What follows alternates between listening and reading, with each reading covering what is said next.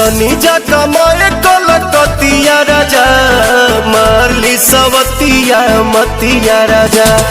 जनी जा कमाए कलकतिया राजा, मारली सवतिया मतिया राजा।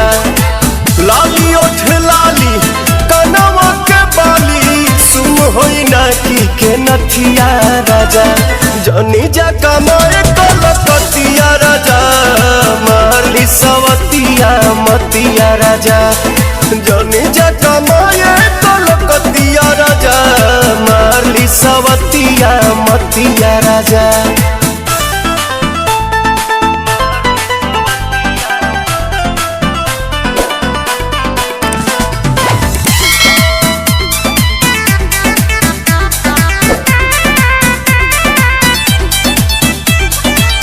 छोड़ी के मेहर हो जाइबा हे हार, हमारा से बेसी न करी के यार। तने ना ए राजा, इज्जत के हानि करे, पैसा जियानी करे। केहू के न सोट बंगाल के पानी करे। से जिया पटोबा रात भर रोबा, मन बना में हरी के बतिया राजा। जनी जा कमाए कलकतिया राजा, मारली सवतिया मतिया राजा। जनी जा कमाए कलकतिया राजा, मारली सवतिया मतिया राजा।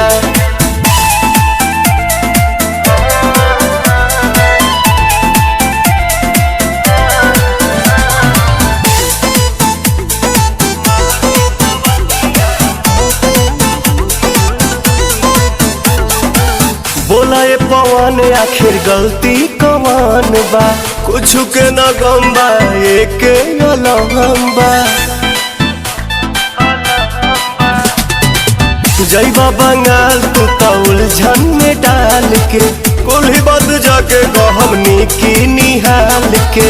जानी जमाना तो मारे लगी तना, जारी न सही इज्जतिया राजा।